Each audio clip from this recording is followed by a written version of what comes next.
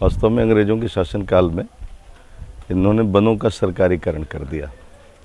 स्वतंत्रता के बाद भी यही स्थिति बनी रही। तो शेष देश में जो ज़मीनों की स्थिति थी,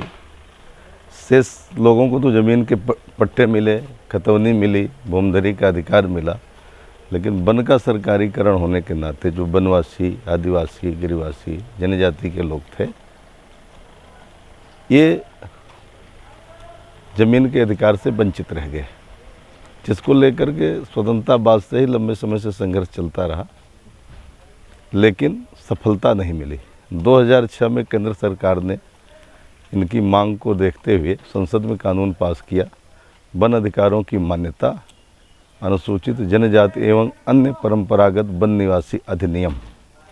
जिसके तहत वहाँ रहने वाले लोगों को जितनी वन भूमि पर वो आजीविका कर रहे हैं, खेती बाड़ी कर रहे हैं, घर मकान बना के रहते हैं, बाग बगीचा लगाया है,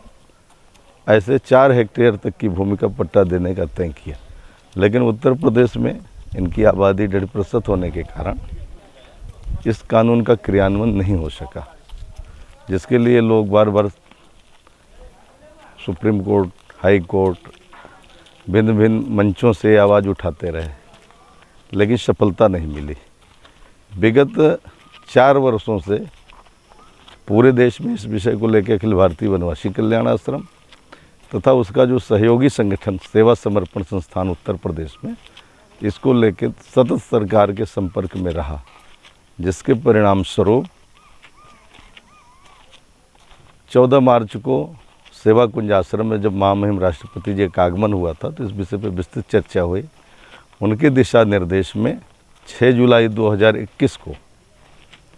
केंद्रीय वन मंत्रालय, पर्यावरण मंत्रालय एवं कानून मंत्रालय के मंत्री एक साथ बैठे और तीनों की सहमति बनी कि वन में रहने वाले लोगों को उनका अधिकार एवं सामूहिक वनाधिकार की मान्यता देने का निर्णय उस समय तय हुआ, जिसका शासनादेश भी जारी हुआ। उसके तहत पुनः हम लोग माननीय मुख्यमंत्री और राज्यपाल उत्तर प्रदेश के साथ बैठे।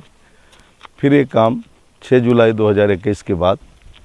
थोड़ा थोड़ा गति पकड़ने लगा। माननीय राज्यपाल महोदया की इस काम में बड़ी रुचि है, क्योंकि देश में राष्ट्रपति, राज्य में राज्यपाल जनजाति समाज का, आदिवासी समाज का संवैधानिक संरक्षक है, अतः उनके अधिकारों के लिए स्वाभाविक रूप से वो संवेदनशील भी हैं और संवैधानिक मुखिया भी हैं। इस नाते उनके प्रयत्न से अब तक 53,520 जो लंबित सोनभद्र के मामले हैं तथा पूरे प्रदेश के 93,000 से ज़्यादा जो लंबित मामले ज़मीनों के हैं, और उसके साथ साथ 10,000 से ऊपर सामूहिक वनाधिकार का जो मामला है, इन सबको लेकर के क्रियान्वयन की प्रक्रिया शुरू हो गई है। सोनभद्र में अभी 699 दावेदारों के दावों का सत्यापन हुआ है, जिसमें प्रतीक स्वरूप आज का जो ये कार्यक्रम था जिसमें राज्यपाल महोदय आई थी, 7 जनजाति के 7 दावेदारों को प्रतीकात्मक जमीन का अधिकार का प्रमाण पत्र दिया गया है। और 15 नवंबर भगवान बिरसा मुंडा की जयंती पे पूरे देश में जनजाति गौरव दिवस, जब पूरा देश का जनजाति समाज मना रहा होगा, उस दिन माननीय राज्यपाल महोदया ने कहा है कि तब तक सारे अधिकारी उत्तर प्रदेश के 13 जिले, विशेषकर सोनभद्र जहाँ ज़्यादा दावे लंबित हैं, इस काम को पूरा करेंगे और एक बड़ा वनवासी सम्मेलन करके माननीय प्रधानमंत्री जी के हाथों हम सब लोग सदियों से वंचित, लंबे समय से संघर्षरत,